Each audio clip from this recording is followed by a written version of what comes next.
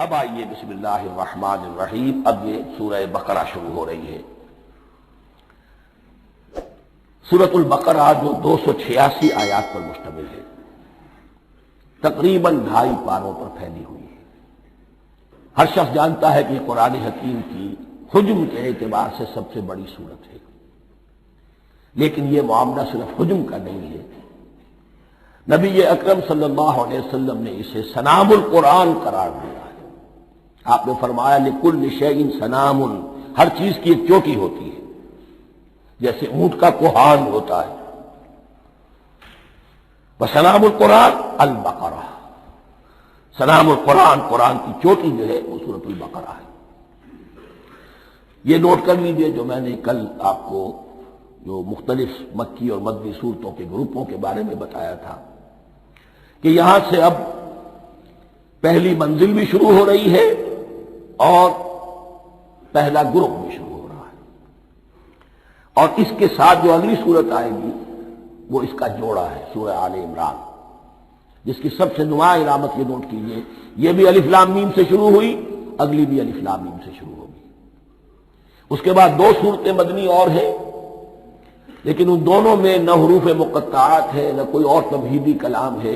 براہ راست خطاب سورہ نساء میں یا ایھا الناس اور سورہ مائدہ میں یا ایھا الذین آمنوا، کوئی تمہیدی بات نہیں، کوئی حروف مقطعات نہیں، براہ راست خطاب. وہ ایک جوڑا ہے سورہ نساء اور سورہ مائدہ، اور یہ ایک جوڑا ہے سورہ بقرہ اور سورہ آل عمران.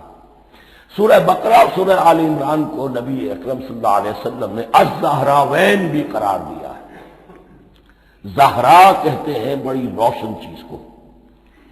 یہ حضرت فاطمہ رضی اللہ تعالی عنہا کے نام کے ساتھ آتا ہے، فاطمۃ الزہراء. تو زہرا بہت روشن دمکتی ہوئی شے. الزہراوین، یہ 2 نہایت دمکتی ہوئی صورتیں ہیں جو قیامت کے دن 2 بدلیوں کی شکل میں ظاہر ہوں گی، حضور نے فرمایا، اور جو لوگ ان صورتوں سے محبت کرتے تھے ان پر سایہ کریں گے. اللہم ربنا اجعلنا منہم، ہمیں اللہ تعالیٰ ان میں شامل فرما دے. اس سورہ مبارکہ کو 2 حصوں میں تقسیم سمجھیے. ویسے تو یہ کہ رکوع آئیں گے، پارے بھی بدلیں گے اس میں، لیکن حصے 2 ہیں. پہلے حصے میں اصل روئے سخن سابقہ امت مسلمہ سے ہے، یہود سے، بنی اسرائیل سے. دوسرے حصے میں اصل خطاب موجودہ امت مسلمہ سے ہے، امت محمد سے صلی اللہ علیہ وسلم. پہلے حصے میں 18 رکوع ہیں لیکن آیات 152 ہیں.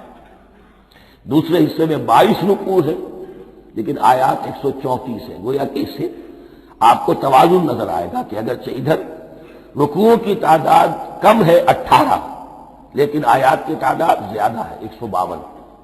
دوسرے حصے میں رکوعوں کی تعداد زیادہ ہے 22، لیکن آیات کی تعداد 134.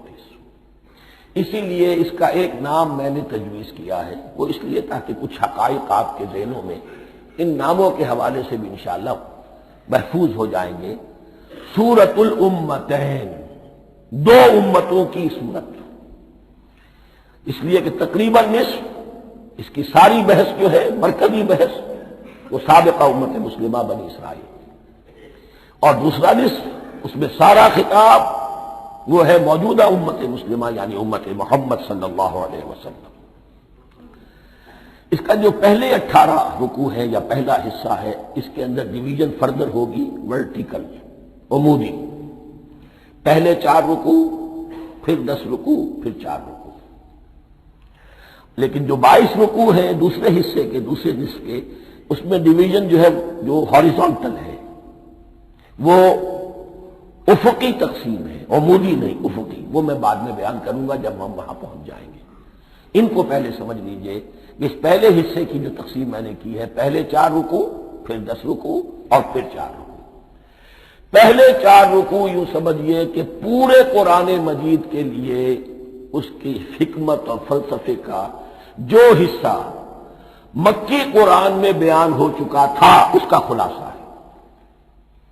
جب یہ سورت نازل ہو رہی ہے تو یہ تو مدینہ میں حضور تشریف لا چکے ہیں، 12-13 سال جو ہے گزر چکے ہیں، اور ان 12-13 سالوں کے دوران 2/3 قرآن نازل ہو چکا ہے۔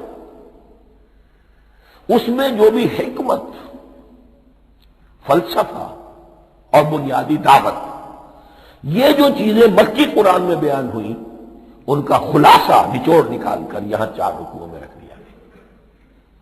اگرچہ ان میں بھی جب گہرائی میں آپ دیکھیں گے تو روح سخن جو ہے وہ بنی اسرائیل کی طرف ہے، وہ میں بعد میں عرض کروں گا، لیکن اضافی طور پر یہ سمجھ لیجئے کہ پورے مکی قرآن کے حکمت اور پیغام کا خلاصہ ان 4 رکوعوں میں۔ پھر 10 رکوع ہیں جن میں براہ راست خطاب ہے سابقہ امت مسلمہ، یا بنی اسرائیل۔ اس کے بھی 2 حصے ہیں۔ پہلے ایک رکوع میں دعوت ہے، بڑا انداز اس کا بڑا پیارا ہے، اس میں دعوت ہے، ایمان لاؤ محمد پر صلی اللہ علیہ وسلم۔ اور اس کے بعد 9 رکوع ہیں ملامت کے، ملامت، تنقید، تم نے یہ کیا اور یہ کیا اور یہ کیا، ہم نے یہ احسان کیے، یہ احسان کیے، یہ احسان کیے، تم نے یہ ناشکری کی، یہ ناشکری کی، یہ ناشکری کی۔ اور اس سب کا نتیجہ آخری 4 رکوعوں میں ہے کہ اب تمہیں اس منصب سے معزول کیا جا رہا ہے جس پر تم 2000 برس تک فائز رہے، اور تمہیں ہٹا کر اب ایک نئی امت محمد کی شکل میں جو وجود میں آ چکی ہے صلی اللہ علیہ وسلم، اسے اس پر فائز کیا جا رہا ہے۔ اور اس کی علامت کے طور پر اسے میں کہا کرتا ہوں کورونیشن، تاج پوشی۔ ایک امت معذور، دوسری امت اس کا نصب ہو رہا ہے، اس کی تاج پوشی کے لیے سمبل، علامت کیا ہے؟ قبلہ تحویل، وہ قبلہ یروشلم سابقہ امت کا قبلہ اب ادھر رخ نہیں ہوگا، اب اہل توحید کا قبلہ یہ مکے کی طرف ہوگا، بیت اللہ کی طرف ہوگا۔ تو تحویل قبلہ کا مضمون ہے جو ان 4 رکوعوں میں آتا ہے۔ تو یہ میں نے تھوڑی سی تمہید جو ہے آپ کے سامنے رکھ دی ہے۔ اب بسم اللہ کیجئے۔ بسم اللہ الرحمن الرحیم، الف لام میم۔ الف لام میم یہ حروف مقطعات ہیں، یہ علیحدہ علیحدہ پڑھے جاتے ہیں، علم نہیں پڑھ سکتے اس کو۔ الف لام میم، ہا میم ہے، ہا علیحدہ میم علیحدہ، اگرچہ لکھے ہوئے ہوتے ہیں جڑے ہوئے، کاف ہا یا عین صاد لکھے ہوئے جڑے ہوئے، پڑھے جائیں گے علیحدہ علیحدہ، قطع علیحدہ کرنا۔ تو حروف مقطعات، ان کے بارے میں ایک بات تو جو ہے اجماعی ہے، سب کے نزدیک مسلم ہے، ان کا کوئی حتمی مفہوم اور ان کے حتمی معنی کسی کو معلوم نہیں سوائے اللہ اور اس کے رسول کے۔ اس معنی میں یوں بھی کہا گیا یہ کوڈ ورڈز ہیں، جیسے کہ کوئی میسیجز جو ہیں ادھر ادھر بھیجے جاتے ہیں، سیکرٹ میسیجز، تو کچھ کوڈ ورڈز ہوتے ہیں جس سے سمجھ میں آتا ہے کہ یہ بات واقعتاً صحیح سورس سے آ رہی ہے، واللہ عالم۔ لیکن اس کا کوئی مفہوم اور اس کے معنی جو ہیں وہ اتفاق اس پر ہے، اگرچہ بعض حضرات نے کچھ اپنی سی کوشش کی ہے، کچھ مفہوم جو ہے بنانے کی، وہ اپنی جگہ پر ہے، لیکن یہ کہ کسی حضرت عبداللہ ابن عباس رضی اللہ تعالی عنہما نے بعض ایسی کوششیں کی ہیں، لیکن ان کی رائے کو بھی ان کی ذاتی رائے سمجھا گیا ہے، امت نے اسے قبول نہیں کیا۔ اجماع اور کنسنسس اسی پر ہے کہ اس کے معنی اور مفہوم کسی کو معلوم نہیں سوائے اللہ اور اس کے رسول کے۔ البتہ بعض چیزیں ایسی ہیں کہ وہ اگر نوٹ کر لی جائیں تو شاید آئندہ ہے اس میں کچھ راز کھلنے کے امکانات پیدا ہو جائیں۔ دیکھیے عربی زبان کے جو الفابیٹس ہیں ان کی تعداد 29 ہے یا 28 ہے، میں بتا چکا ہوں۔ الف اور حمزہ کو ایک سمجھے تو 28 ورنہ 29۔ پہلی بات یہ نوٹ کیجئے قرآن حکیم کی 114 سورتوں میں سے 29 سورتوں میں ان کے شروع میں یہ حروف مقطعات آئے۔ دوسری بات یہ کہ اس میں 28 کا نصف کیجئے تو 14 استعمال ہوئے، 14 نہیں استعمال ہوئے، بالکل آدھی تعداد استعمال ہوئی ہے۔ تیسرے یہ کہ جو شروع اور آخر اور درمیان 3 حصوں میں تقسیم کر دیجئے آپ، 9 9 9 پلواڑی 27، ایک طرف 10 رہ جائیں گے۔ پہلے حصے میں سے بہت کم حروف لیے گئے، بہت کم۔ آخری حصے کے تقریباً تمام حروف ہیں، تقریباً۔ درمیانی حصہ وہ ہے کہ جس میں آپ نے دیکھا ہے کہ عربی میں جوڑوں کی شکل میں ہے، صاد ضاد، فرق کیا ہے نقطے کا، سین شین فرق کیا ہے نقطوں کا، را زا فرق کیا ہے نقطے کا۔ تو جو بھی نقطے والا لفظ ہے وہ نہیں لیا گیا، اور جو بغیر نقطے کے غیر منقوط ہے وہ لیا گیا۔ پھر اس میں 3 صورتیں ہیں جن میں ایک ایک حرف آیا ہے، سورہ قاف، سورہ نون، سورہ صاد۔ پھر صورتیں ہیں جن میں 2 آئی ہیں، جن میں 3 آئے ہیں، پھر 4 آئے ہیں۔ 2 ہی صورتیں ہیں جن میں 4 ہیں، اور 2 ہی صورتیں جن میں 5 ہیں۔ تو یہ ہے صرف یوں سمجھیے کہ اعداد و شمار۔ اس کے حوالے سے کچھ آدمی غور کرے تو شاید کوئی بات نکلے۔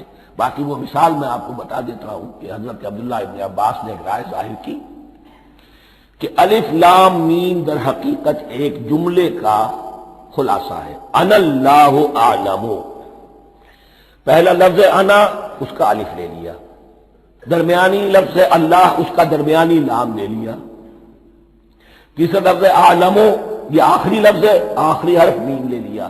انا اللہ اعلم، میں اللہ جانتا ہوں، واللہ اعلم، واقعتاً اللہ ہی جانتا ہے۔ یہ حضرت عبداللہ ابن عباس کی رائے ہے، لیکن اگرچہ انہیں حبر الامت مانا گیا ہے، لیکن یہ کہ ان کی اس رائے کو بھی اکثر و بیشتر مفسرین نے قبول نہیں کیا۔ اب جو پہلے 2 رکوع ہیں اس سورہ بقرہ کے، ان کے بارے میں تعویل عام اور تعویل خاص کا ایک بڑا بنیادی فرق ہے جو نوٹ کر لینا چاہیے۔ جس وقت یہ صورت نازل ہو رہی ہے، میں عرض کر چکا ہوں کہ 12 سال ہو چکے تھے حضور کو اپنا فریضہ نبوت و رسالت ادا کرتے ہوئے۔ ایک جماعت اچھی بھلی تیار ہو چکی تھی جنہوں نے حضور کی دعوت پر لبیک کہا، ایمان لائے اور آپ کی تعلیمات پر عمل کیا۔ وہ ایک گروہ موجود تھا، یہ ابو بکر ہے، یہ عمر ہے، یہ عثمان ہے، یہ طلحہ ہے، یہ زبیر ہے، یہ عبد الرحمن ابن عوف ہے، یہ مصعب بن عمیر ہے، دیکھ لو۔ اور ایک گروہ وہ تھا کہ جو حق کو جان کر پہچان کر محض اپنی ضد اور حق درمی کی باعث وہ کفر پر آ گیا تھا۔ اور اب ایک تیسرا گروہ پیدا ہو رہا تھا مدینے میں آ کر، وہ ابھی ایمبریونک سٹیج میں ہے، کہ جو داعی ہے، مدعی ہے کہ ہم مانتے ہیں لیکن حقیقت میں نہیں مانتے۔ یہ 3 قسم کے گروہ دنیا میں ہمیشہ پائے جائیں گے، ہمیشہ۔ اب اسے میں اس کو لا رہا ہوں تعویل عام کی طرف۔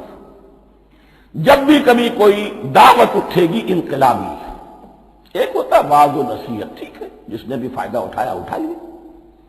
ایک ہوتی ہے دعوت انقلابی، وہ انقلابی دعوت کا ہدف ہوتا ہے نظام کو بدلنا۔ نظام بدلتا ہے تو ظاہر بات ہے کہ جو لوگ اس نظام میں جن کے ویسٹڈ انٹرسٹ ہیں اور جن کو پریولیجز حاصل ہیں، جن کے مفادات ہیں، وہ تو لازماً اپنے نظام کا تحفظ کریں گے۔ ٹکراؤ ہوگا، تصادم ہوگا، تصادم میں جانی نقصان بھی ہوگا، مالی نقصان بھی ہوگا۔ یہ گویا کہ کسی انقلابی دعوت کے لوازم ہیں۔ اگر یہ شے نہ ہو تو دعوت انقلابی ہے ہی نہیں۔ اس اعتبار سے ہر انقلابی دعوت کے جواب میں 3 طبقے پیدا ہو جاتے ہیں۔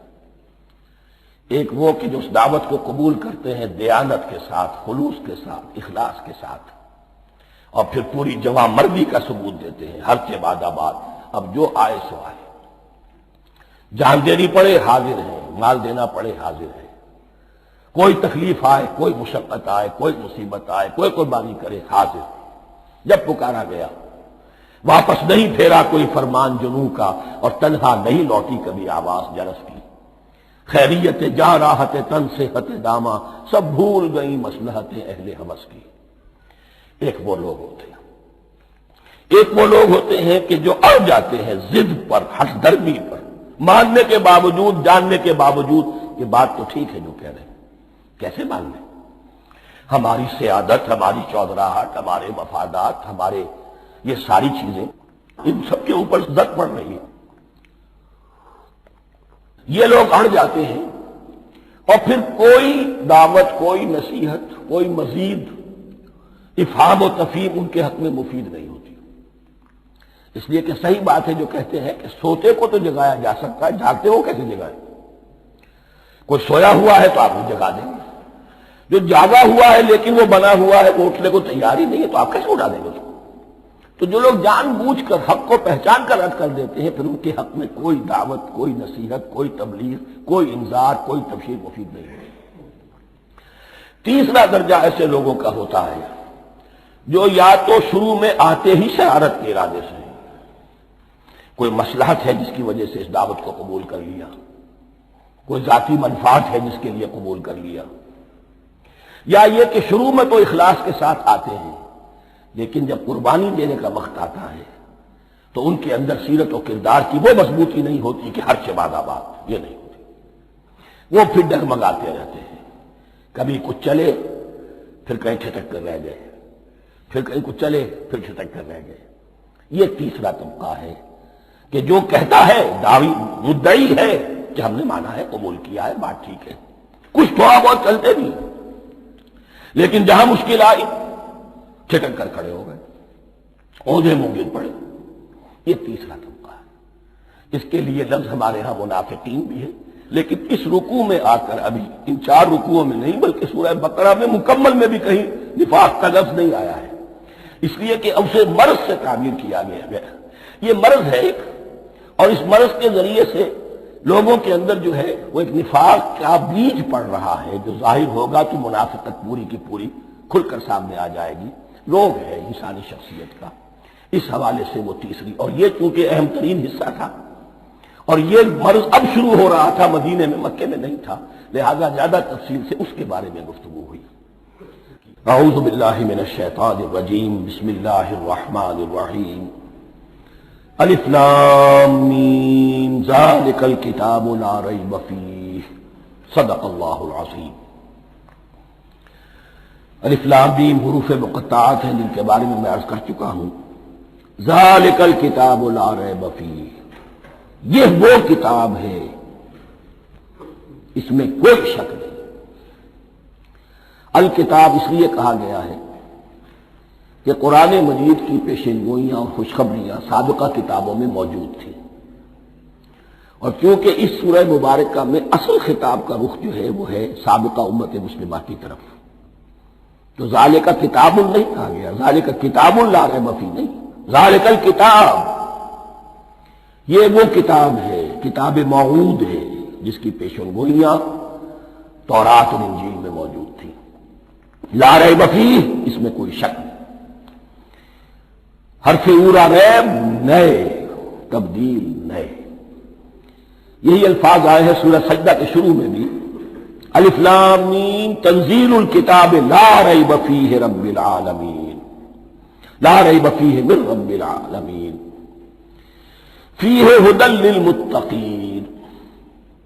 فیہ دونوں طرف مل سکتا ہے، لا ریب فیہ اسے معانقہ کہتے ہیں، لا ریب فیہ پڑھیں گے تو ھدی سے شروع کر دیں گے، لا ریب پر ختم کر دیں گے تو فیہ ھدی للمتقین، یہ دونوں معنی درست ہوں گے۔ آپ کو مل جائے گا جو قرآن شریف لے کر بیٹھے ہوئے ہیں کہ حاشیے میں معانقہ نمبر 1 لکھا ہوا ہے، معانقہ عند المتاخرین۔ ھدی للمتقین یہ ہدایت ہے، رہنمائی ہے اہل تقویٰ میں جو بچنا چاہیں۔ تقویٰ کا اصل مفہوم سمجھ لیجئے، بقا یقین، کسی کو بچانا، تقویٰ خود بچنا۔ جن لوگوں کے اندر فطرت سلیمہ ہوتی ہے ان میں اخلاقی حس موجود ہوتی ہے، وہ بری چیز سے بچنا چاہتے ہیں، بھلی کو حاصل کرنا چاہتے ہیں، وہ لوگ ہیں کہ جو گویا کہ اس قرآن کا اصل مخاطب ہے، وہی اس سے استفادہ کر سکیں گے۔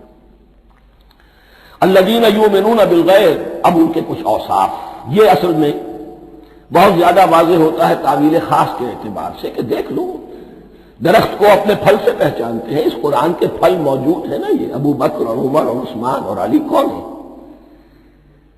یہ جو مہاجرین آئے ہیں چل کر، مدینے والوں دیکھو یہ کون ہیں، ان کی شخصیتیں کیا ہیں، ان کا کردار کیا ہے، ان کا اوصاف کیا ہے، یہ کس درخت کے پھل ہیں، یہ اس بینہ کے پھل ہیں، یہ اس ذکرہ کے پھل ہیں۔ بینہ رسول من اللہ یتلو صحفا مطہرۃ فیہا کتب قیمہ، یہ اس شجرہ مبارکہ کے پھل ہیں، دیکھ لو ان کے کیا شب و روز ہے، الذین یؤمنون بالغیب، جو غیب پر ایمان رکھتے ہیں۔ تعویل عام کے اعتبار سے اس کا بہت اہم مفہوم ہوگا، جو یہ طے کر لے کہ سوائے مادے کی دنیا کے مجھے اس سے آگے جانا ہی نہیں، unless I can verify۔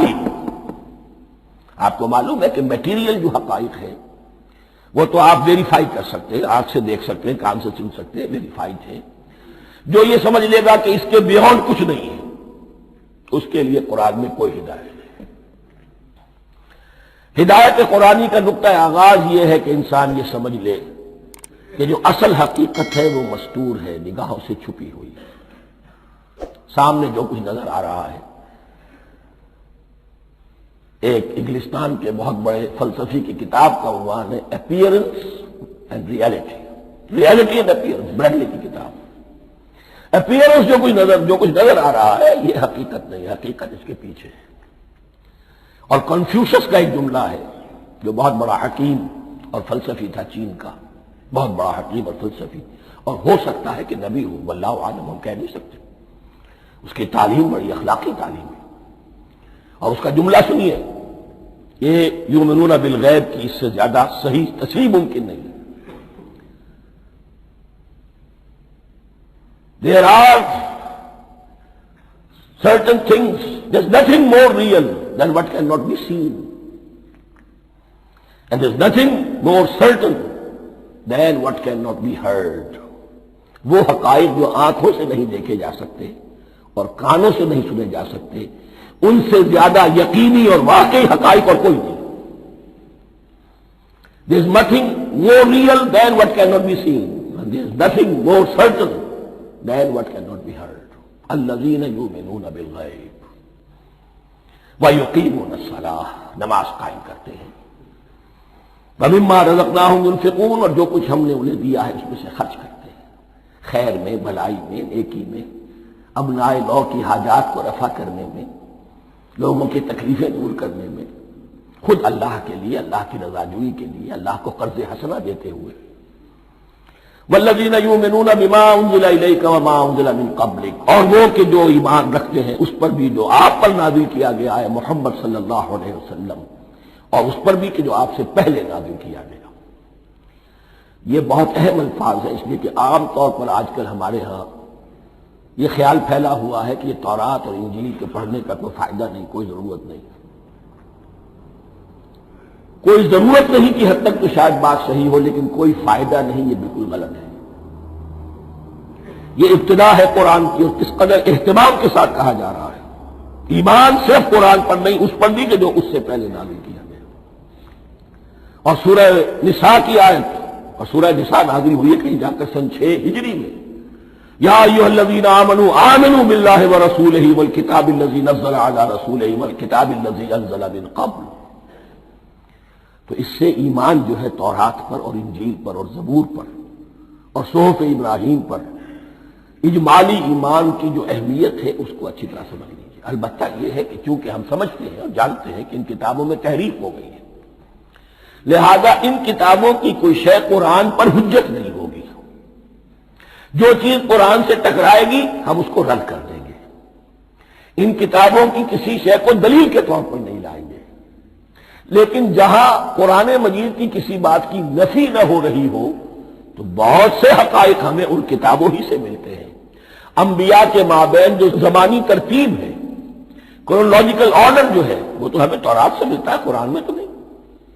قرآن میں کبھی حضرت نوح کا ذکر بعد میں ہے، حضرت موسیٰ کا پہلے، وہاں تو کسی اور پہلو سے ترتیب آتی ہے، لیکن وہاں ہمیں تاریخ ملتی ہے ابراہیم کی، اسحاق کی، یعقوب کی، انبیاء بنی اسرائیل کی، موسیٰ کی، عیسیٰ کی، یہ ساری چیزیں۔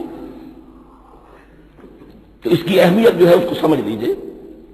والذین یؤمنون بما انزل الیک وما انزل من قبلک وبالآخرۃ هم یوقنون، آخرت پر وہ یقین رکھتے ہیں۔ نوٹ کرنے والی بات کیا ہے کہ باقی سب چیزوں کے لیے لفظ ایمان آیا، آخرت کے لیے ایقان کیوں؟ واقع یہ ہے کہ انسان کے عمل کے اعتبار سے سب سے زیادہ مؤثر شے ایمان بالآخرہ ہے۔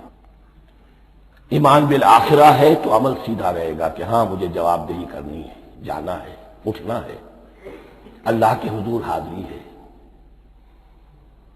اگر یہ یقین ہے تو عمل صحیح ہوگا۔ اس میں کمی ہو گئی تو توحید جو ہے وہ بھی بس ایک عقیدہ، ایک ڈوگما بن کے رہ جائے گی۔ ایمان بالرسالت بھی بدعات کو جنم دے گا۔ عید میلاد نبی منا لیجئے اور کچھ عشقیہ اشعار کہہ دیجئے، نعتیہ اشعار کہہ دیجئے، اللہ اللہ خیر صلی اللہ، یہ ایمان بالرسالت کے مظہر ہوں گے۔ عمل انسان کا درست ہوتا ہے آخرت کے یقین کے ساتھ. وبالآخرۃ ہم یوقنون، آخرت پر انہی کا یقین ہے، انہی کا یقین ہے. یہ حصر بھی ہے اس اعتبار سے کہ یہودی میں مدعی تھے کہ ہم آخرت پر یقین رکھتے ہیں، یہاں کنٹراسٹ دکھایا جا رہا ہے آخرت پر یقین رکھنے والے یہ لوگ ہیں. اور تعویل خاص کے اعتبار سے وہ لوگ موجود ہیں تمہاری نگاہوں کے سامنے. 13 برس کی محنت کی کمائی محمد رسول اللہ صلی اللہ علیہ وسلم کی اس کتاب کی، یتلو علیہم آیاتہ ویزکیہم ویعلمہم الکتاب والحکمہ، اس کا جو نتیجہ ہے وہ تمہارے سامنے. اولئک علی ھدی من ربہم، یہ وہ لوگ ہیں جو اپنے رب کی طرف سے ہدایت پر ہیں. وہ ابتدائی ہدایت بھی ان کے پاس تھی اور یہ تکمیلی ہدایت بھی، قرآن پر بھی ان کا یقین پورا ہے اور محمد کا اتباع بھی وہ کر رہے ہیں. وَأُولَٰئِكَ هُمُ الْمُفْلِحُونَ، اور یہی وہ لوگ ہیں جو فلاح پانے والے ہیں. فلاح کا لفظ بھی قرآن مجید کی بڑی اہم اصطلاح ہے. منزل مراد کو پہنچ جانا، کسی باطنی حقیقت کا عیا ہو جانا. اسی لیے اس پر پھر گفتگو انشاءاللہ ہوگی سورہ مومنون کے شروع میں. لیکن یہ کہ فلاح پانے والے، کامیاب ہونے والے اصل میں یہی لوگ ہیں. تو گویا کہ تعویل خاص میں صحابہ کرام کی طرف اشارہ ہو گیا، تعویل عام میں ہر شخص کو بتا دیا گیا اگر قرآن کی ہدایت سے مستفید ہونا ہے تو یہ اوصاف اپنے اندر پیدا کرو. اب دوسرا گروہ،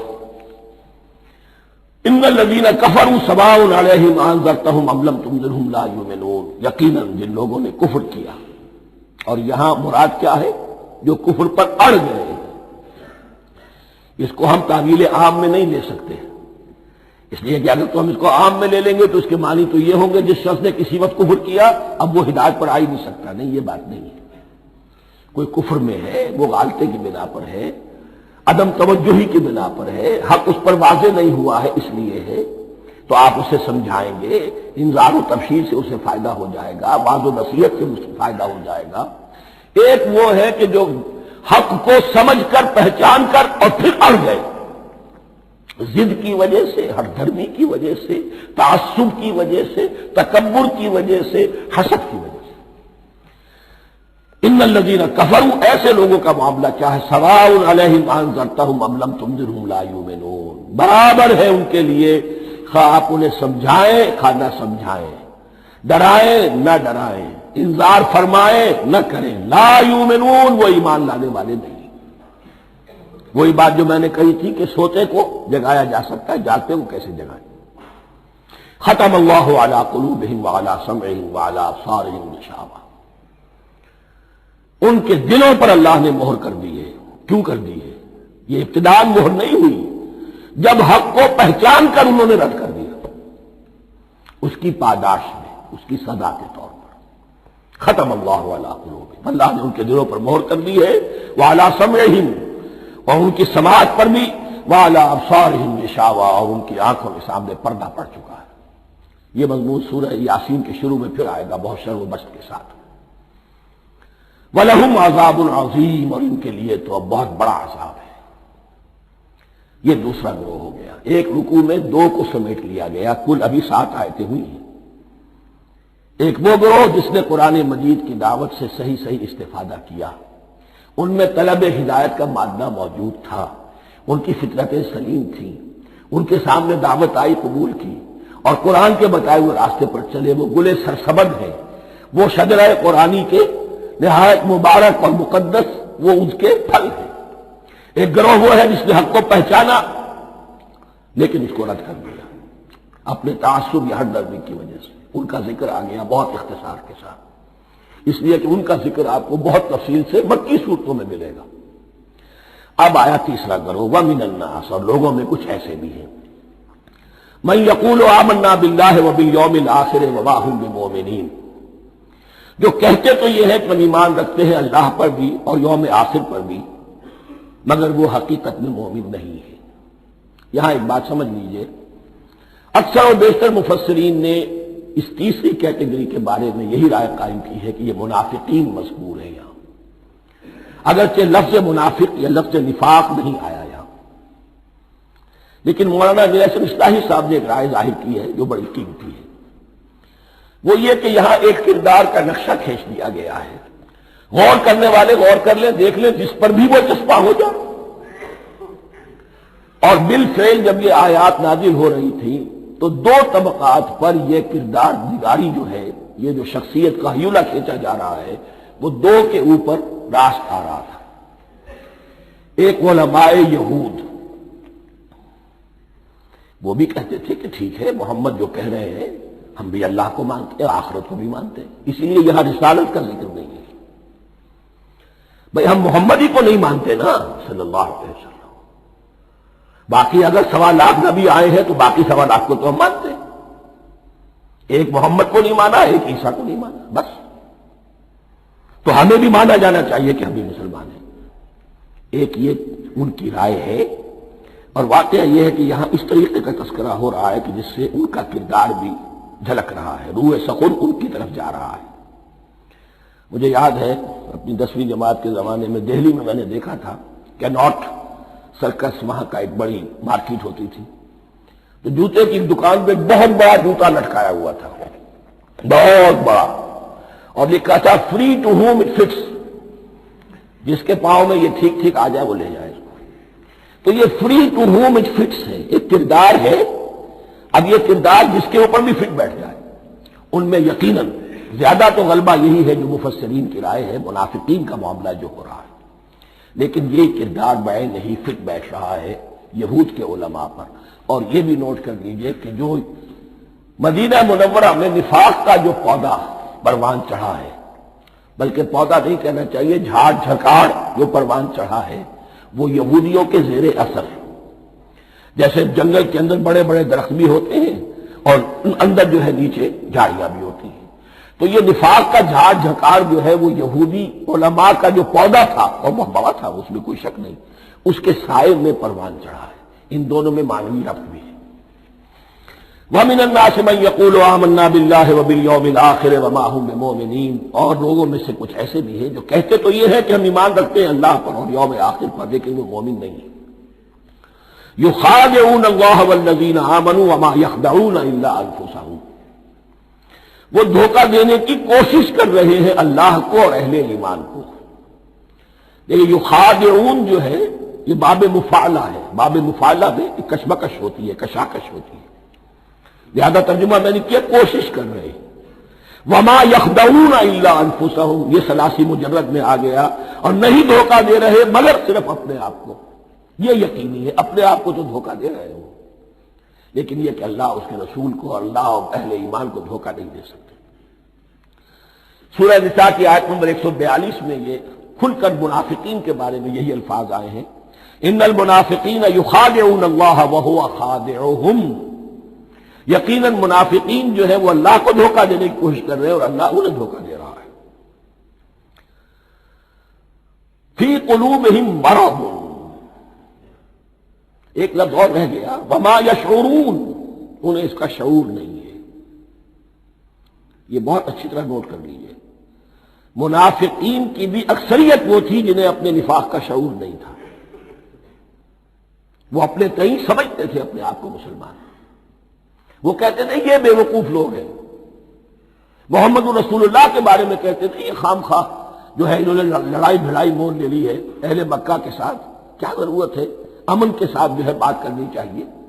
وہ سمجھتے تھے کہ ہم خیر خواہ ہیں، ہم بھلی بات کہہ رہے ہیں، یہ بے وقوف لوگ ہیں، دیکھتے نہیں کہ کس سے ٹکرا رہے ہیں، ہاتھ میں اسلحہ نہیں ہے اور لڑائی کے لیے جا رہے ہیں، تو بے وقوف تو یہ ہے۔ لیکن وہ سمجھتے تھے کہ ہم تو بڑے مخلص ہیں، ہم مسلح ہیں، تو ما یشعرون بہت ضروری ہے۔ بعض لوگ منافق ایسے بھی تھے کہ جو اسلام میں داخل ہی ہوتے تھے دھوکہ دینے کی خاطر، اور ان پہ پہلے دن سے واضح ہوتا تھا کہ ہم مسلمان نہیں ہیں، ہم نے اسلام کا لبادہ اوڑھا ہے صرف دھوکے کے لیے۔ اس کا ایک ذکر سورہ آل عمران میں آئے گا، لیکن اکثر و بیشتر منافقین دوسری طرح کے تھے جنہیں اپنے نفاق کا شعور حاصل نہیں تھا۔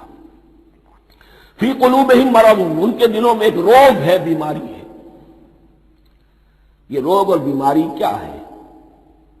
ایک لفظ میں اس کو تعبیر کیا جائے، کردار کی کمزوری۔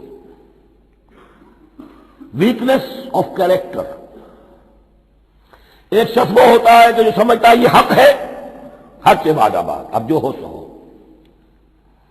ایک حق کو حق پہچان کر رد کر دیتا ہے، وہ کافر ہو گیا.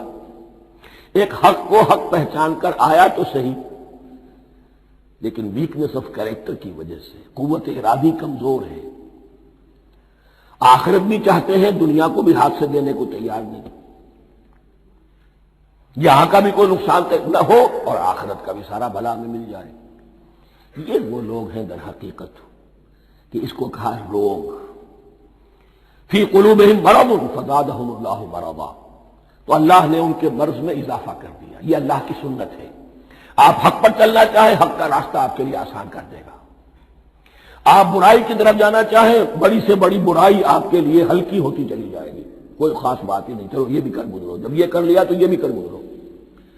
اور اگر آپ بین لٹکنا چاہیں تو اللہ اسی پہ چھوڑ دیتا ہے. ٹھیک ہے، آپ سمجھتے ہیں ہم کامیاب ہو رہے ہیں. ہم نے مسلمانوں کو بھی دھوکہ دے لیا، وہ ہمیں مسلمان سمجھتے ہیں.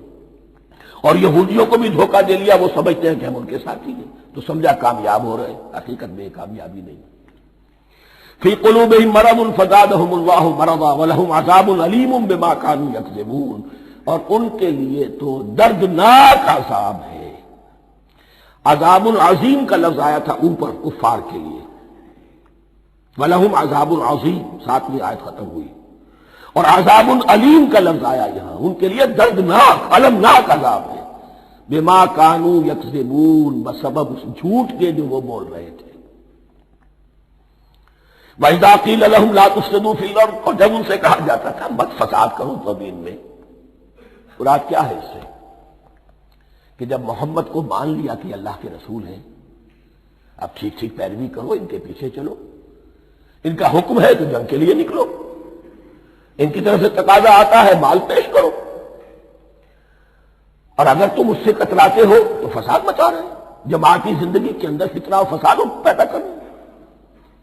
وَإِذَا قِيلَ لَهُمْ لَا تُفْسِدُوا فِي الْأَرْضِ قَالُوا إِنَّمَا نَحْنُ مُصْلِحُونَ، وہ کہتے تھے نہیں ہم تو صلح کرانے والے ہیں، اصلاح کرنے والے ہیں. ہم چاہتے ہیں لڑنا بیڑنا کوئی اچھی بات نہیں ہے، ٹکراؤ تصادم یہ کوئی اچھے کام تھوڑا ہی ہے. بس ٹھنڈے ٹھنڈے دعوت دیتے رہو، جو چاہے قبول کر لے، جو چاہے رد کر دے. خامخواہ یہ ٹکرانا اور یہ جنگ کرنا اور اللہ کے دین کو غالب کرنے کے لیے یہ قربانی دو اور یہ مصیبت جھیلو اور یہ مشقت برداشت کرو اور یہ چیز چھوڑو اور یہ ترک کرو، یہ کاہے کے لیے؟ وَإِذَا قِيلَ لَهُمْ لَا تُفْسِدُوا فِي الْأَرْضِ قَالُوا إِنَّمَا نَحْنُ مُصْلِحُونَ أَلَا إِنَّهُمْ هُمُ الْمُفْسِدُونَ وَلَٰكِن لَا يَشْعُرُونَ. آگاہ ہو جاؤ کہ وہی ہے مفسد، فساد پھیلانے والے. اس لیے کہ محمد رسول اللہ کی دعوت ہے زمین میں اصلاح کے لیے. اس اصلاح کے لیے کچھ آپریشن کرنا پڑے گا. مریض اس درجے کو پہنچ چکا ہے کہ آپریشن کے بغیر اس کی شفا نہیں ہوگی. اب اگر تم اس کے راستے میں رکاوٹ بنتے ہو تو در حقیقت تم فساد مچا رہے ہو، لیکن تمہیں اس کا شعور نہیں. الا انہم هم المفسدون ولکن لا یشعرون. پھر دیکھیے نوٹ کیجیے، شعور نہیں ہے. شعوری نفاق اور شے ہے، غیر شعوری نفاق ہے جس کا یہ سارا تذکرہ ہو رہا ہے. وَإِذَا قِيلَ لَهُمْ آمِنُوا كَمَا آمَنَ النَّاسُ، اور جب ان سے کہا جاتا ہے ایمان لاؤ جیسے دوسرے لوگ ایمان لائے. آخر دیکھو دوسرے یہ اہل ایمان ہیں، جب بلاوا آتا ہے فوراً لبیک حاضر ہوتے، جو بھی ہو. یہ تم جو ہے آخر تم نے اور روش اختیار کی. وَإِذَا قِيلَ لَهُمْ آمِنُوا كَمَا آمَنَ النَّاسُ قَالُوا أَنُؤْمِنُ كَمَا آمَنَ السُّفَهَاءُ. وہ کہتے ہیں کہ کیا ہم ایمان لائے جیسے یہ بے وقوف لوگ ایمان لائے. انہیں تو اپنے نفع کی فکر، نہ نقصان کی فکر، نہ خطرات کا کوئی خیال، نہ اندیشوں کا کوئی گمان. جان جائے مال جائے، اولاد کو چھوڑ دیں، گھر بار چھوڑ کے آ گئے ہیں. ان سے بڑے بے وقوف کون ہوں گے؟ بال بچے چھوڑ آئے ہیں کفار مکہ کے رحم و کرم پر، سرداران قریش جو چاہے ان کے ساتھ کریں. تو یہ تو بے وقوف لوگ ہیں. آج کل آپ کہتے ہیں ایسے لوگوں کو فینیٹکس ہیں. یہ فینیٹکس ہے. دیکھ بھال کر چلنا چاہیے، دائیں بائیں دیکھ کر چلنا چاہیے، نفع نقصان کا خیال کر کے چلنا چاہیے. چاہے حق ہے ٹھیک ہے، لیکن بہرحال اپنی مصلحتوں کو بھی اور اپنی اہل و عیال کی مصلحتوں کو بھی دیکھنا چاہیے. یہ لوگ تو معلوم ہوتا ہے کہ بالکل دیوانے ہو گئے، فینیٹکس ہو گئے۔ وَإِذَا قِيلَ لَهُمْ آمِنُوا كَمَا آمَنَ النَّاسُ قَالُوا أَنُؤْمِنُ كَمَا آمَنَ السُّفَهَاءُ أَلَا إِنَّهُمْ هُمُ السُّفَهَاءُ وَلَٰكِن لَّا يَعْلَمُونَ، آگاہ ہو جاؤ کہ وہی بے وقوف ہیں لیکن انہیں علم نہیں ہے۔ وہ صادق الایمان جو ایمان کی ہر تقاضے کو پورا کرنے کے لیے ہر وقت حاضر ہے، ان سے بڑا عقل مند کوئی نہیں، ان سے بڑا سمجھدار کوئی نہیں۔ انہوں نے یہ جان لیا ہے کہ اصل زندگی آخرت کی زندگی ہے، یہ نہیں ہے، یہ تو عارضی ہے، کل نہیں آج ختم ہو جائے، آج نہیں ابھی ختم ہو جائے، کیا فرق پڑے گا؟ جانا تو ہے، اب نہیں تو کل، کل نہیں تو پرسوں، جانا تو ہے۔ تو عقل تو ان کے اندر ہے۔ الا انہم هم السفہاء ولکن لا یعلمون واذا لقوا الذین آمنوا قالوا آمنا، اور جب یہ ملتے ہیں ان سے جو اہل ایمان ہیں تو کہتے ہیں ہم بھی ایمان رکھتے ہیں۔ اب یہ ان دونوں پر آئے گا۔ عام جو یہودی تھے وہ بھی کہتے تھے کہ ہم بھی تو آخر اللہ کو مانتے ہیں، آخرت کو مانتے ہیں، اور منافق تو تھے ہی جو رسول کو بھی مانتے تھے۔ وَإِذَا خَلَوْا إِلَىٰ شَيَاطِينِهِمْ، اور جب یہ اپنے شیطانوں کے پاس خلوت میں ہوتے ہیں، اور یہاں شیاطین سے مراد ہیں اہل کتاب یہود کے علماء، ان کے سردار، یا عبداللہ ابن ابی جو منافقین مدینہ کا سردار تھا۔ اگر وہ کبھی ملامت کرتا ہے، دیکھو تم تو معلوم ہوتا ہے بالکل مسلمانوں میں شامل ہی ہو گئے پوری طرح سے، تمہیں کیا ہو گیا، تم ہر بات مان رہے ہو۔ اب انہیں یہ کچھ نہ کچھ اپنی وفاداری کا یقین دلانے کے لیے کہنا پڑتا تھا، نہیں نہیں ہم انہیں بیوقوف بنا رہے ہیں، ہم ان سے ذرا تمسخر کر رہے ہیں، ہم ہیں آپ کے ساتھ ہی، آپ فکر نہ کریں۔ اسی لیے یہ دو منہ ہونا، نفق کہتے ہیں سرنگ کو جس کے دو دروازے ہوتے ہیں، باقی زیر زمین ہے۔ نافقہ گوہ کا بل ہے کہ دو دروازے رکھتا ہے، دو اس کے منہ رکھتا ہے کہ ادھر سے اگر کتا داخل ہو جائے شکار کے لیے تو ادھر سے نکل بھاگے، ادھر سے آئے تو ادھر سے نکل بھاگے۔ تو دو منہ انسان، یہ در حقیقت جس کو پھر سورہ نساء میں کہا گیا لا الہ الا ولا الہ الا، نہ ادھر کے ہیں نہ ادھر کے، مذبذبین بین ذالک، اس کے درمیان مذبذب ہو کر رہ گئے۔ یہ شیطان کا لفظ یہاں سمجھ لیجئے، اس کے دو رائے ہیں کہ یہ شطنہ سے بنا ہے یا شات سے بنا ہے، شین الف توئے یا شین تو نون۔ شطنہ کے معنی تباعدا، کو بہت دور ہو گیا، دور ہو گیا۔ شیطان سے مراد جو اللہ کی رحمت سے بہت دور ہو گیا۔ اور شاتا یشیتوں کے معنی ہے احترق غضبا وحسدا، کوئی شخص غصے اور حسد کے اندر جل رہا ہو، وہ شاتا یشیتو ہے۔ اس سے فعلان کے وزن پر، رحمان کے وزن پر، غضبان کے وزن پر شیطان، یعنی وہ کہ جو حسد اور غضب کی آگ میں جل رہا ہے۔ تو یہ ایک تو شیطان وہ ہے جو جنات میں سے ہے، جس کا نام عزازیل تھا پہلے، اب ہم اسے ابلیس کے نام سے جانتے ہیں، وہ ایک شیطان ہے، جنی ہے۔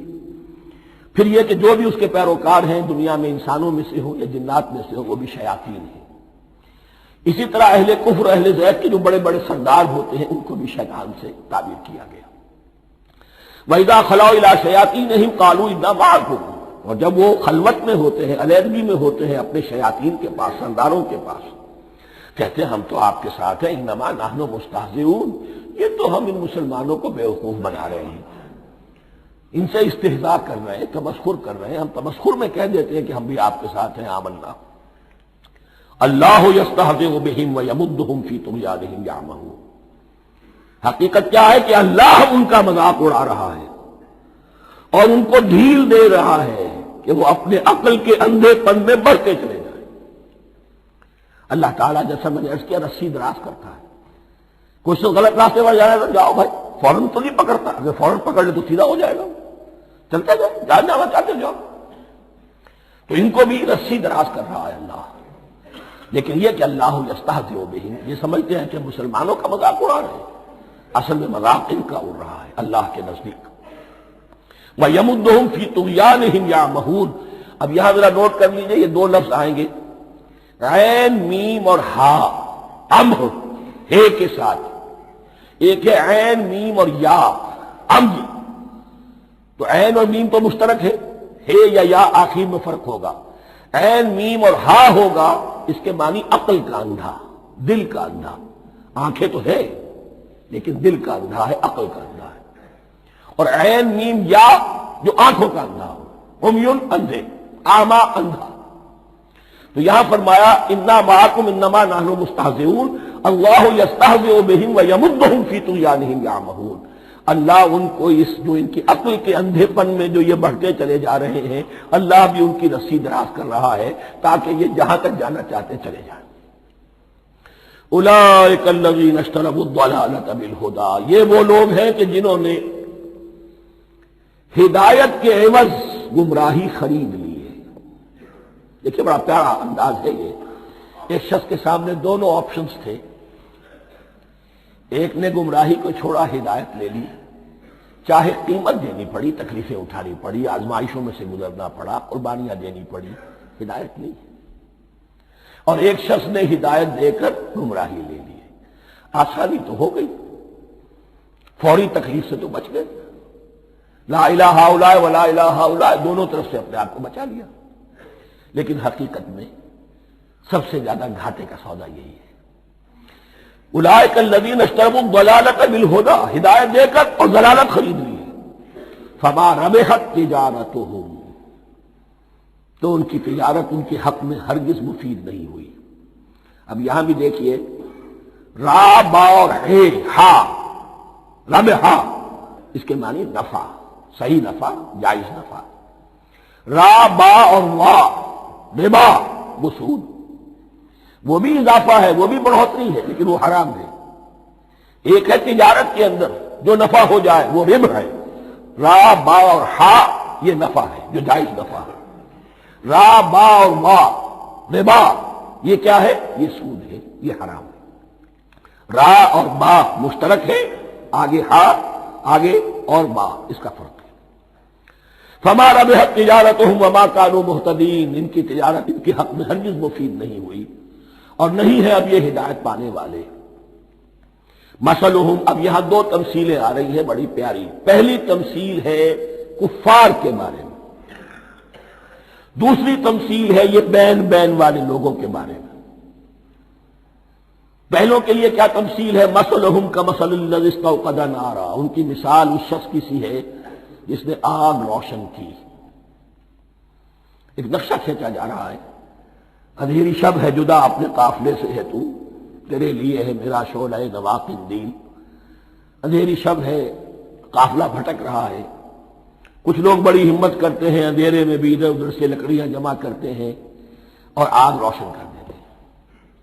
لیکن عین اس وقت جب آگ روشن ہوتی ہے کچھ لوگوں کی بینائی سلب ہو جاتی ہے.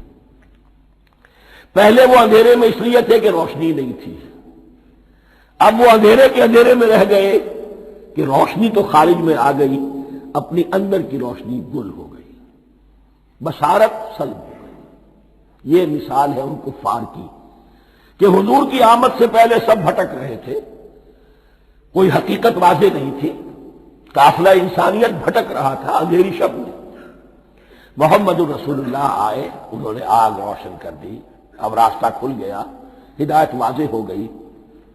لیکن کچھ ضد یا تعصب یا تکبر یا حسد کی بنیاد پر کچھ لوگوں کی اندر کی بینائی ظاہر ہو گئی. تو وہ تو ویسے کے ویسے بھٹک رہے ہیں جیسے پہلے اندھیرے میں تھے، ویسے اب اندھیرے میں ہیں. روشنی میں آنے والے تو وہ ہیں، دیکھ لو جن کا ذکر سب سے پہلے ہوا ہے. مثلہم کمثل الذی استوقد نارا، اس شخص کی سی ہے کہ جس نے آگ روشن کی. فلما اضاءت ما حولہ، جب اس آگ نے اپنے ماحول کو گردا گرد کو روشن کر دیا، ذهب اللہ بنورہم، اللہ ان کی نور بصارت کو لے گیا، سلب کر لیا اللہ نے. وترکہم فی ظلمات لا یبصرون، اور چھوڑ دیا انہیں ان اندھیروں کے اندر کہ وہ کچھ نہیں دیکھتے. صم بکم عمی فہم لا یرجعون، اسم کہتے ہیں بہرے کو، سم جمع ہے اس کی، سم. اب کمو کہتے ہیں گونگے کو، بکمن اس کی جمع ہے. آما کہتے ہیں اندھے کو، عمیٌ اس کی جمع ہے. یہ بہرے ہیں، گونگے ہیں، اندھے ہیں. فہم لا یرجعون، اب یہ لوٹنے والے نہیں. یہ کون ہے؟ ابو جہل ہے، ابو لہب ہے، ولید بن مغیرہ ہے، عقبہ ابن ابی معیط ہے. یہ سب کے سب ابھی زندہ ہے جب یہ آیات نازل ہو رہی ہیں. ابھی تو غزوہ بدر ہوگا سن 2 ہجری میں، اور اس میں یہ سب جو ہے واصل جہنم ہوں گے، ابھی تک تو ہے نا۔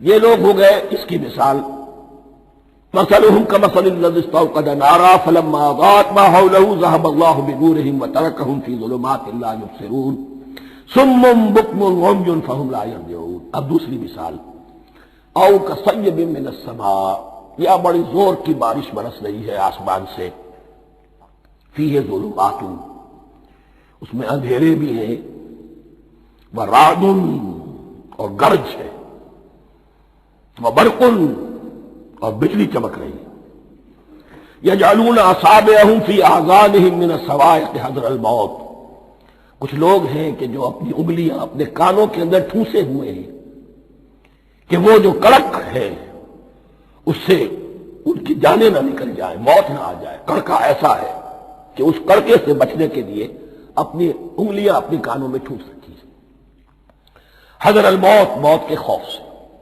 واللہ محیط بالکافرین، اللہ ایسے کافروں کا احاطہ کیے ہوئے ہیں، بچ کر کہاں جائیں گے۔ یکاد البرق یخطف ابصارهم، قریب ہے کہ بجلی ان کی نگاہوں کو لے جائے، ان کی بینائی کو سلب کر لے۔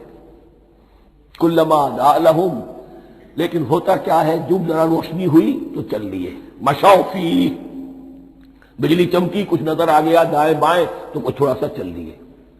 وَإِذَا أَظْلَمَ عَلَيْهِمْ، اور جب تاریکی ان پر طاری ہو گئی، قاموا، کھڑے کے کھڑے رہ گئے۔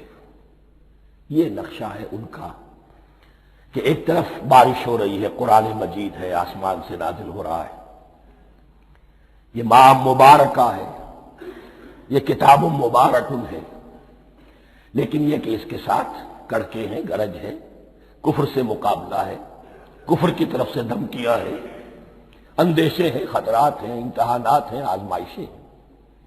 ذرا کہیں حالات کچھ بہتر ہوئے، کچھ جسے بریدنگ سپیس کہتے ہیں ملی تو تھوڑا سا چل لیے، ہم بھی مسلمان ہیں، کوئی خاص موقع نہیں ہے، کسی جنگ کے لیے بلایا نہیں جا رہا ہے تو بڑھ چڑھ کے باتیں کر رہے ہیں، اپنے ایمان کا اظہار بھی کر رہے ہیں۔ جیسے ہی کوئی آزمائش آئی چھٹک کر کھڑے کے کھڑے رہ گئے۔ وَلَوْ شَاءَ اللَّهُ لَذَهَبَ بِسَمْعِهِمْ وَأَبْصَارِهِمْ، اللہ چاہتا تو ان کی سماعت اور بصارت کو بھی سلب کر لیتا، لیکن اللہ کا قانون یہی ہے، جو جہاں رہنا چاہے اس نے آزادی ارادہ دی ہے انسان کو۔ تم اگر مومن صادق بن کر رہنا چاہتے ہو اس کو آسان کر دے گا تمہارے لیے۔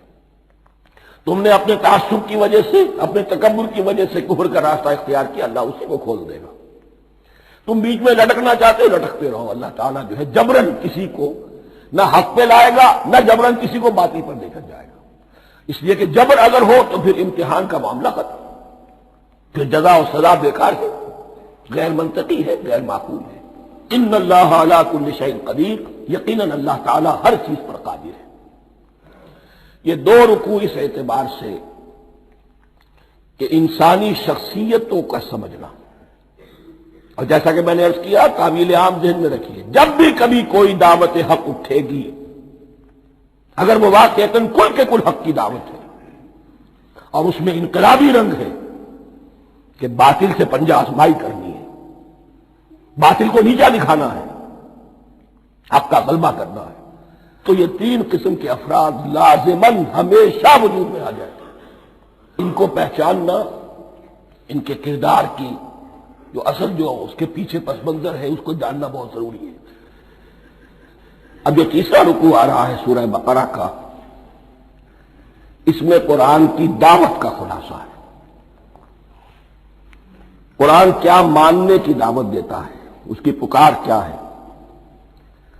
جیسا کہ میں عرض کر چکا ہوں، 2/3 قرآن پہلے نازل ہو چکا ہے، پس منظر میں ہے۔ ہمارے لیے اس ترتیب مصحف کے اعتبار سے وہ قرآن بعد میں آئے گا، ترتیب نزولی کے اعتبار سے وہ پس منظر میں موجود ہے، لیکن کیونکہ یہاں پر مصحف کے اندر یہاں سے آغاز کیا جا رہا ہے، لہذا اس کا خلاصہ جو ہے لب لباب یہ ایک رکوع میں، اور قرآن کے فلسفے کا اور اس کے بعد نہایت ہی اہم جو موضوعات ہیں اور مسائل ہیں ان کا ذکر پھر چوتھے رکوع میں۔ ابھی ہم تیسرا رکوع پڑھ رہے ہیں۔ یا ایھا الناس اعبدوا ربکم الذی خلقکم والذین من قبلکم لعلکم تتقون۔ اے لوگوں بندگی اختیار کرو اپنے اس رب کی، اپنے اس مالک کی جس نے تمہیں پیدا کیا، اور نہ صرف تم کو پیدا کیا، تم سے پہلے جتنے لوگ گزرے انہیں بھی پیدا کیا تاکہ تم بچ سکو۔ یہ قرآن کی دعوت کا خلاصہ ہے، اور یہ نوٹ کر لیجئے یہ تمام انبیاء اور رسل کی دعوت یہی تھی۔ اب جب پڑھیں گے سورہ اعراف پڑھیں گے، سورہ شعراء پڑھیں گے، ایک ایک کا نام لے کر اعبدوا اللہ واطیعون، ہر رسول کی دعوت یہ تھی اللہ کی بندگی کرو، میری اطاعت کرو۔ یا قوم اعبدوا اللہ ما لکم من الہ غیرہ، اے میری قوم کے لوگوں اللہ کی بندگی کرو، تمہارا کوئی الہ اور معبود اس کے سوا نہیں ہے۔ پھر عضو قرآن یہی عبادت رب انسان کی تخلیق کی غایت ہے، وما خلقت الجن والانس الا لیعبدون، ہم نے جنوں اور انسانوں کو پیدا ہی صرف اس لیے کیا ہے کہ ہماری بندگی کریں۔ لیکن یہاں ایک فرق بہت بڑا ہے، تمام رسولوں کی دعوت یہی ہے، محمد الرسول اللہ کی بھی یہی ہے، لیکن بڑا فرق کیا ہے؟ باقی تمام رسولوں کی دعوت آپ کو ملے گی یا قوم، اے میری قوم کے لوگوں، یہاں ہے یا ایھا الناس، اے بنی آدم، اے بنی نوع انسان۔ معلوم ہوا کہ تمام رسول حضور سے پہلے صرف اپنی اپنی قوموں کی طرف آئے ہیں، پہلے اور آخری اور کامل رسول ہیں اللہ کے محمد صلی اللہ علیہ وسلم، جن کی دعوت آفاقی ہے۔ یا ایھا الناس، یا قوم نہیں، یا ایھا الناس اعبدوا ربکم الذی خلقکم والذین من قبلکم۔ اس میں دلیل بھی آ گئی کہ عام طور پر لوگ جو ہے غلط راستے پر اس دلیل سے جمے رہتے ہیں کہ ہمارے آباء و اجداد کا راستہ یہی تھا۔ تو بھائی جیسے تم مخلوق ہو ایسے ہی وہ بھی تو مخلوق تھے، جیسے تم خطا کر سکتے ہو وہ بھی تو خطا کر سکتے تھے۔ لہذا یہ نہ دیکھو کہ آباء و اجداد کا راستہ کیا تھا، دیکھو یہ کہ حق کیا ہے، لعلکم تتقون، تاکہ تم بچ جاؤ، دنیا میں افراط و تفریط کے دھکوں سے بچ جاؤ گے، آخرت میں اللہ کے عذاب سے بچ جاؤ گے۔ ان دونوں سے اگر بچنا ہے تو اللہ کی بندگی کی روش اختیار کرو۔ اچھا کس رب کی؟ الذی جعل لکم الارض فراشا والسماء بناء، جس نے تمہارے لیے زمین کو فرش بنا دیا اور آسمان کو چھت بنا دیا۔ وانزل من السماء ماء، اور آسمان سے پانی برسایا، فاخرج به من الثمرات رزقا لکم، اور پھر اس پانی کے ذریعے سے زمین سے میووں کی شکل میں، پیداوار کی شکل میں تمہارے لیے رزق اگایا۔ فلا تجعلوا للہ اندادا وانتم تعلمون، تو ہرگز نہ اللہ کا مد مقابل کسی کو ٹھہراؤ جانتے بوجھتے۔ وانتم تعلمون کا ایک مطلب یہ بھی ہے کہ تم بھی مانتے ہو کہ اس کائنات کا خالق اللہ کے سوا کوئی نہیں۔ اہل عرب بھی مانتے تھے، جو ان کے دیوی دیوتا تھے وہ سمجھتے تھے کہ یہ اللہ کے اوتار ہیں، یا اللہ کے ہاں بہت یہ پسندیدہ ہیں، اللہ کے محبوب ہیں، اس کے اولیاء ہیں، اس کی بیٹیاں ہیں، لہذا یہ شفاعت کریں گے تو ہمارا بیڑا پار ہو جائے گا۔ ورنہ خالق وہ مانتے تھے اللہ ایک ہی ہے۔ جب تم یہ مانتے ہو کائنات کا خالق ایک، مدبر ایک، تو اب کسی کو اس کا مد مقابل نہ بناؤ۔ انداز ند کی جمع ہے، لا ضد لہ ولا ند لہ، اللہ کا کوئی مد مقابل نہیں۔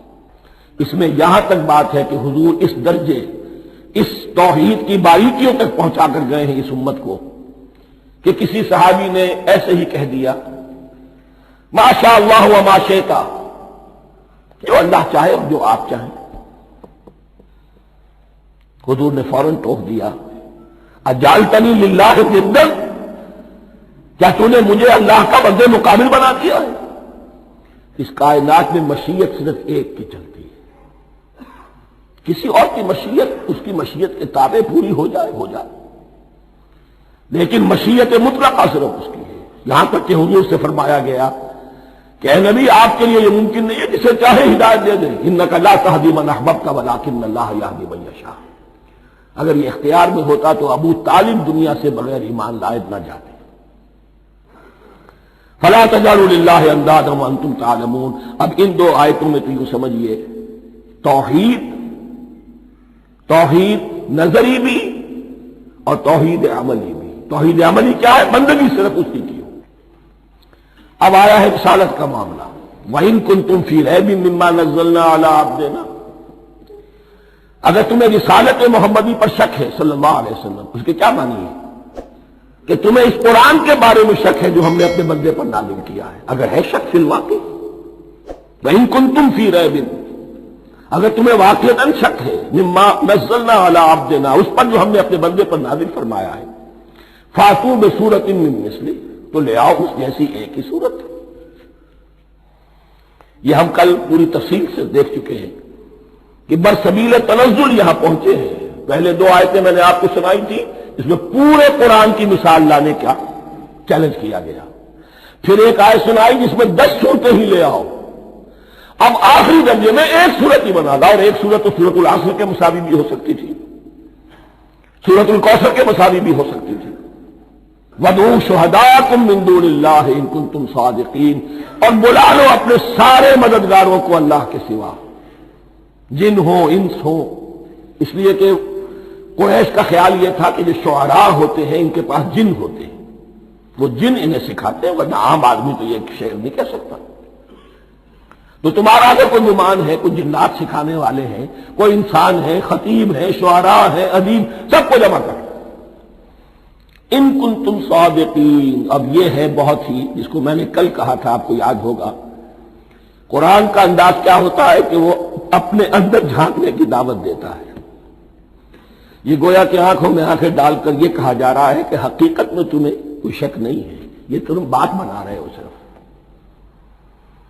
اگر واقعتاً شک ہے تو آؤ میدان میں. حقیقت یہ ہے کہ تمہیں شک نہیں ہے. اگر تم سچے ہو فاتوا بسورۃ من مثلہ، تو اس جیسی ایک ہی صورت بنا لاؤ. فَإِن لَّمْ تَفْعَلُوا، اگر انداز دیکھیے تحدی کا اور چیلنج کا. پھر اگر تم یہ نہ کر پاؤ وَلَّن تَفْعَلُوا، اور ہرگز نہیں کر سکو گے. یہ چیلنج کون دے سکتا ہے؟ اللہ کے سوا کوئی نہیں دے سکتا. یہ انداز کسی کتاب کا نہیں ہے. ذالک الکتاب لا ریب فیہ، یہ کسی کا نہیں ہے. فَإِن لَّمْ تَفْعَلُوا وَلَن تَفْعَلُوا، پھر اگر تم نہ کر پاؤ اور تم ہرگز نہیں کر پاؤ گے، فَاتَّقُوا النَّارَ الَّتِي وَقُودُهَا النَّاسُ وَالْحِجَارَةُ، تو ڈرو اس آگ سے جس کا ایندھن بنے گے انسان اور پتھر. اعدت للکافرین، کافروں کے لیے تیار کر لی گئی ہے، بھڑکا دی گئی ہے. پتھروں کا ذکر خاص طور پر کیوں ہے؟ 2 اس کے امکانات ہیں. آپ کو معلوم ہے کہ وہ جو پتھر کا کوئلہ ہوتا ہے اس کی آگ بڑی سخت ہوتی تھی، عام جو ہمارا یہ لکڑی کا کوئلہ ہوتا ہے اس کے مقابلے. اور دوسرے یہ بھی کہ چونکہ انہوں نے جو معبود تلاش کرتے تھے وہ پتھر کے ہوتے تھے، تمہارے ساتھ ہی تمہارے ان معبودوں کو بھی جھونکا جائے گا، وہ بھی جلیں گے، تاکہ تمہاری حسرت کے اندر اضافہ ہو. ان سے ہم دعائیں مانگا کرتے تھے، ان کے سامنے ماتھے ٹیکتے تھے، ان کے سامنے ڈنڈوت کرتے تھے، ان کو چڑھاوے چڑھاتے تھے. اب یہاں گویا کہ ایمان باللہ، توحید، ایمان بالرسالت اور ایمان بالآخرت.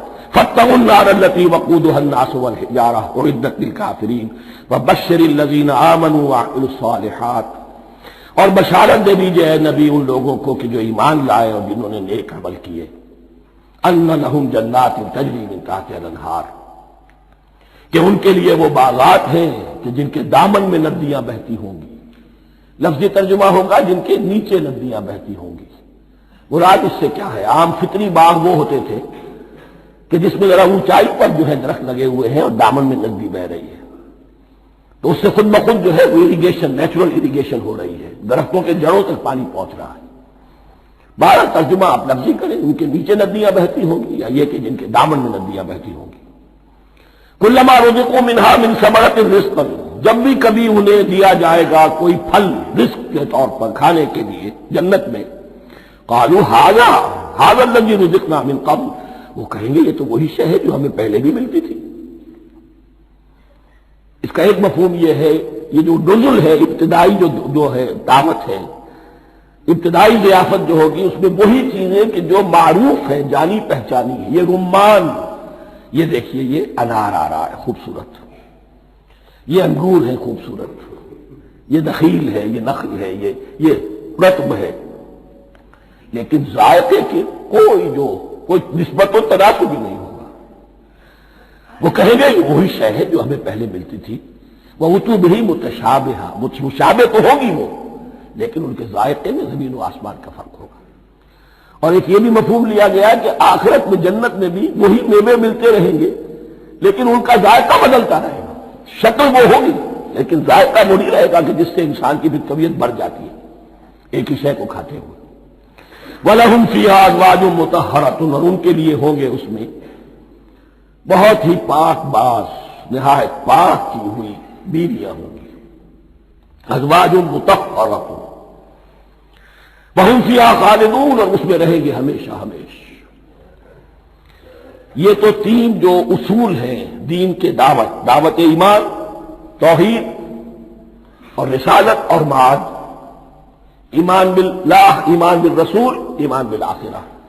اب ذرا کچھ ضمنی مسائل ہیں کہ جو بعض کفار کی طرف سے، بعض معتزلین کی طرف سے پیش ہوتے تھے، وہ کبھی بھی اس چیلنج کا مقابلہ تو نہ کر سکے، میدان میں تو نہ آ سکے۔ یہ بالکل ایسی بات ہے جیسے کسی مصور کی تصویر پر اعتراض کرنے والے تو بہت تھے، جب کہا گیا کہ ذرا یہ لیجیے قلم، اس کو ٹھیک کر دیجیے، یہ برش آپ کے ہاتھ میں دیتا ہوں، اب سب پیچھے ہٹ گئے۔ تو کوئی صورت قرآن کے مقابلے میں لانا وہ تو ان کے لیے ممکن نہیں تھی، لیکن ادھر ادھر سے اعتراضات کرنے کے لیے جو زبانیں کھلتی تھی ان میں سے ایک اعتراض نقل کیا جا رہا ہے۔ وہ یہ تھا کہ وہ کہتے تھے کہ قرآن مجید میں مکھی کی تشبیہ آئی ہے، یہ تو بڑی حقیر سی ہے، اعلیٰ کلام ہو اور اعلیٰ متکلم ہو، وہ ایسی حقیر چیزوں کا تذکرہ نہیں کرتا۔ بیت العنکبوت مکھی کا بھی ذکر ہے قرآن میں، اتنی حقیر شے کا، یہ کوئی اعلیٰ کلام نہیں۔ اس کا جواب دیا جا رہا ہے کہ اصل میں کہیں تشبیہ بیان کرنی ہے، تمثیل بیان کرنی ہے، تو دیکھنا یہ کہ جس شے کے لیے تشبیہ دی جا رہی ہے اس کی مناسبت والی شے ہو۔ شے کوئی بہت حقیر ہے تو کسی عظمت والی شے سے آخر کیسے تشبیہ دی جائے گی؟ وہ تو کسی حقیر شے سے ہی تشبیہ دی جائے گی تو جو اصل مقصد ہے تشبیہ کا وہ پورا ہوگا۔ ان اللہ لا یستحیی ان یضرب مثلا ما بعوضۃ فما فوقها، اللہ تعالیٰ کو تو اس میں کوئی جھجک نہیں ہے، کوئی شرم نہیں ہے کہ وہ مچھر کی مثال بیان کرے، تو اس سے اوپر، اب یا فوقها میں دونوں معنی ہو جائیں گے، یعنی کمتر اور حقیر ہونے میں اس سے بھی بڑھ کر، یا یہ کہ اس سے اوپر کی کوئی شے اس کی مثال دینے میں اللہ کو کوئی جھجک نہیں، اس لیے کہ مکھی بھی بہرحال مچھر سے تو ذرا بڑی شے ہے۔ اس معنی میں بھی ہو سکتا ہے فوقها، اور فوقها اس معنی میں بھی کہ اس سے بھی حقیر ہونے میں اس سے بھی بڑھ کر۔ فَأَمَّا الَّذِينَ آمَنُوا فَيَعْلَمُونَ أَنَّهُ الْحَقُّ مِنْ رَبِّهِمْ، تو جو لوگ صاحب ایمان ہیں وہ جان لیتے ہیں کہ یہ حق ہے ہمارے رب کی طرف سے۔ وَأَمَّا الَّذِينَ كَفَرُوا، اور جنہوں نے کفر کیا ہے، فَيَقُولُونَ مَاذَا أَرَادَ اللَّهُ بِهَذَا مَثَلًا، یہ کیا مثال اللہ نے دی، کیا ارادہ ہوا اللہ کا اس مثال کے ذریعے سے؟ ناک منہ چڑھا رہے ہیں، اعتراض کر رہے ہیں۔ اب جو آ رہا ہے اگلا جملہ وہ ہے بہت اہم، یضل بہ کثیرا ویہدی بہ کثیرا، اسی کے ذریعے سے اللہ بہتوں کو ہدایت دیتا ہے اور اسی کے ذریعے سے بہتوں کو گمراہ کرتا ہے۔ معلوم ہوا کہ ہدایت اور گمراہی اور ہدایت اور ضلالت انسان کی سبجیکٹو کنڈیشن کے اوپر دار و مدار ہے۔ اس کا آپ کے دل میں خیر ہے، بھلائی ہے، نیت صحیح ہے، طلب ہدایت، طلب علم، اس میں آپ سچے ہیں، آپ کو ہدایت مل جائے گی۔ دل میں زیغ ہے، کجی ہے، نیت میں ٹیڑھ ہے، فساد ہے، تو اسی کے ذریعے سے اللہ آپ کی گمراہی میں اضافہ کر دے گا۔ یضل بہ کثیرا ویہدی بہ کثیرا، لیکن اللہ کا یہ کسی کو ہدایت دینا اور کسی کو ضلالت دینا علل ٹپ نہیں ہے، کسی قاعدے اور قانون کے بغیر نہیں ہے۔ وما یضل بہ الا الفاسقین، نہیں گمراہ کرتا وہ اس کے ذریعے سے مگر صرف سرکش لوگوں کو، جن میں سرکشی ہے، تعلی ہے، تکبر ہے، اور ان کے اوصاف کیا ہے؟ الذین ینقضون عہد اللہ من بعد میثاقہ، جو توڑ دیتے ہیں اللہ کے ساتھ کیے ہوئے عہد کو۔ اور سب سے بڑا عہد یہ سورہ اعراف میں چل کر آئے گا، عہد الست۔ عالم ارواح میں ہم عہد الست کر کے آئے، الست بربکم قالوا بلی، کیا میں ہی نہیں ہوں تمہارا رب؟ تمام ارواح نے، میں بھی تھا، آپ بھی تھے، سب تھے، کل انسان، جتنے انسان دنیا میں آج تک آ چکے ہیں وہ بھی تھے، اور جو آنے ہیں ابھی قیامت تک وہ بھی تھے، لیکن تھے صرف ارواح کی شکل میں، جسم نہیں تھے۔ اور یہ میں آپ کو بتا چکا ہوں، مکمل وجود ہے انسان کا روحانی وجود۔ اولاً تخلیق اس کی ہوئی تھی، اسی سے آگے چل کر ایک بہت فلسفے کا بہت گہرا مضمون آ رہا ہے آگے چل کر۔ وہ جو عہد الست بربکم قالوا بلا، انہوں نے اس عہد کو توڑا، اللہ کو اپنا مالک اور خالق اور اپنا حاکم جاننے کی بجائے خود حاکم بن کر بیٹھ گئے۔ الیس لی ملک مصر، کیا مصر کی بادشاہی میری نہیں ہے؟ I am the sovereign. We are sovereign. Popular sovereignty. بغاوت، سرکشی، فاسق۔ وما يضل به الا الفاسقين الذين ينقضون عهد الله من بعد ميثاقه ويقطعون ما امر الله به ان يوصل، اور کاٹتے ہیں وہ چیز جسے اللہ نے جوڑنے کا حکم دیا ہے۔ اللہ نے صلہ رحمی کا حکم دیا ہے، یہ قطع رحمی کرتے ہیں مال کی طلب میں۔ بھائی بھائی کو ختم کرتا ہے اس کے مال کو ہتھیانے کے لیے، اپنی ذاتی اغراض کے لیے تمام اخلاقی حدود جو ہے انسان پسو پیش ڈال دیتا ہے، اپنا تکبر، اپنے لیے تعلی۔ الذین، آپ دیکھیے نوٹ کیجئے، اس میں ہماری شریعت کا فلسفہ یہ ہے، ایک تعلق ہے اللہ کا بندے کے ساتھ، حقوق اللہ، ایک ہے بندوں کا بندوں کے ساتھ، حقوق العباد۔ اللہ کا حق کیا ہے؟ اسے حاکم اور مالک، اور حاکم سمجھو، الملک سمجھو، خود اس کے بندے بنو۔ انسانوں کا حق کیا ہے؟ کونوا عباد اللہ اخوانا، سب آپس میں بھائی بھائی اللہ کے بندے بن جاؤ۔ اور اس میں سب سے اہم ترین رحمی رشتہ ہے، سگے بھائی بہنیں، پھر دادی کے اوپر جا کر وہ کزنز آ جائیں گے، پر دادی پر جا کر اور جمع ہو جائیں گے، یہاں تک کہ آدم و حوا پر تمام انسان جمع ہو جائیں گے۔ تو رحمی رشتے کی بڑی اہمیت ہے۔ تو وہ فاسقین کے جو توڑتے ہیں اللہ کے عہد کو، اس کو مضبوطی سے باندھنے کے بعد، وَيَقْطَعُونَ مَا أَمَرَ اللَّهُ بِهِ أَن يُوصَلَ وَيُفْسِدُونَ فِي الْأَرْضِ، انہی دونوں چیزوں کے نتیجے میں زمین میں فساد پیدا ہوتا ہے، یا اللہ کی اطاعت سے باغی ہو گئے، اور یا آپس میں ایک دوسرے کی گردنیں کاٹنے لگے۔ اولئک ھم الخاسرون، یہی لوگ ہیں جو بالآخر خسارے میں، آخری اور دائمی خسارے میں رہنے والے ہیں۔ کیف تکفرون باللہ وکنتم امواتا، تم کیسے کفر کرتے ہو اللہ کا؟ بڑا پیارا انداز ہے۔ وکنتم امواتا، تم مردہ تھے، فاحیاکم، تمہیں زندہ کیا، ثم یمیتکم، پھر تمہیں مارے گا، ثم یحییکم، پھر جلائے گا، ثم الیہ ترجعون، پھر تم اس کی طرف لوٹ جاؤ گے، لوٹا دیے جاؤ گے۔ یہاں وہ بات آ گئی جو آج نگاہوں سے بالکل اوجھل ہو چکی ہے۔ یہ ہم دنیا میں آنے سے پہلے مردہ تھے، کیا مانی؟ یہ مضمون آ کر اصل میں سورہ غافر یا سورہ مومن میں چل کر اس کی پوری وضاحت ہوگی، لیکن چونکہ یہاں تذکرہ ہو چکا ہے عہد الست کا، ہماری پہلی تخلیق ہوئی عالم ارواح میں، ارواح کی صورت میں، پھر ہمیں سلا دیا گیا، وہ ہماری پہلی موت تھی۔ مردہ جو ہے معدوم نہیں ہوتا، مردہ ہوتا ہے، بے جان ہوتا ہے، سویا ہوا ہوتا ہے، اور موت کو اور نیند کو تشبیہ دی گئی ہے۔ پھر ہمیں اس جسد کے ساتھ یہاں زندہ کیا گیا، پھر موت طاری ہوگی، پھر ہمیں زندہ کیا جائے گا۔ یہ آیت جیسا کہ میں نے عرض کیا بہت بڑی اور بڑی گہری حکمت اور فلسفہ قرآن کی آیت ہے۔ کیسے اللہ کا انکار کرتے؟ کون تم اموات، تم مردہ تھے، سوئی ہوئی ارواح کی شکل میں تھے، فاحیاکم، تمہیں جگایا اس جسد کے ساتھ، زندہ کیا، ثم یمیتکم ثم یحییکم، پھر تمہیں مارے گا، پھر جلائے گا، ثم الیہ ترجعون، پھر تم اس کی طرف لوٹا دیے جاؤ گے۔ اور اب اس کے بعد جو آخری آیت ہے، هو الذی خلق لکم ما فی الارض جمیعا، اس نے تمہارے لیے بنایا ہے جو کچھ بھی زمین میں ہے۔ اس میں خلافت کا مضمون آ گیا۔